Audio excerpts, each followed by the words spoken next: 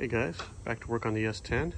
If you've been following this build, I don't know, channel, whatever, you'll know that when I got this, actually I got it with less than 40,000 miles on it, and it's an 01.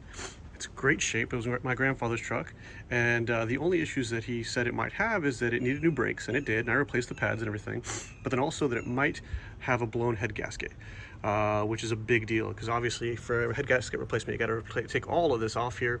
It's a big do. I really rather not do that. So I replaced the thermostat, I replaced the radiator, you've probably seen in the other videos, I replaced the water pump, everything, and I've flushed this radiator about 1 million times. So the time has come now for the dreaded head gasket leak test. So I picked this up off of Amazon.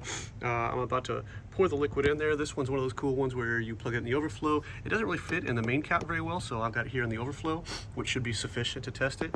But I'm gonna put the liquid in, and it's gonna fit in this area here. It's blue, obviously, the liquid when it goes in. And if it turns to green or yellow, I got a head gasket that is blown. So yeah, kind of the moment of truth here. Kind of feels like when my wife and I were taking pregnancy tests before we had all our kiddos. So yeah, let me put the liquid in there and give it a fire up, and we'll see what the results yield, man.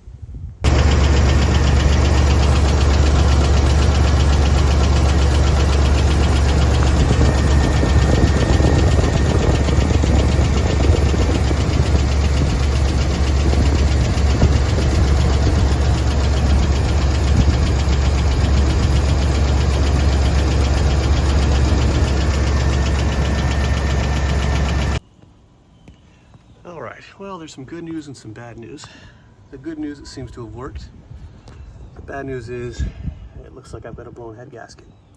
So if you notice, there's the blue here, and so here's the blue for reference. That's the blue that it was when it came out of the bottle, right, like so. And then as you can see, the part where the gases actually go into is a yellowish green color, whereas the part where the gases haven't penetrated all the way through is more of a blue. So it looks like it might not be a terrible head gasket leak, but that's head gasket leak, right? So it changed colors. So there's that. That's just fabulous after all the work I put into this. So let me know in the comments. I got two options here. Okay, I can go in and I can tear out all the top here and get the head gaskets. The head gaskets, even nice Felpro head gaskets, are only like, I think like 80 bucks, but it's just hours and hours of work getting down there to it. And I actually already asked my local Chevy dealership if they could do it, and or rather what they would charge me to do it, and it was $2,000. So even if it takes me 8 or 10 hours to do it, it's totally worth my time and money to do so. So I'll do it myself. However, I have read that these are really easily V8 swapped. As far as engine swaps go, it's pretty easy. This 4.3 is essentially just a small version of the 350 V8, so it's basically 2 cylinders short of the V8, but otherwise the infrastructure is the same. So let me know, do I take this out? I mean, it's only a 40,000 mile engine, basically. Do I take this out and drop in a V8, or do I rip the whole top of it off and drop in 2 new head gaskets? Yeah.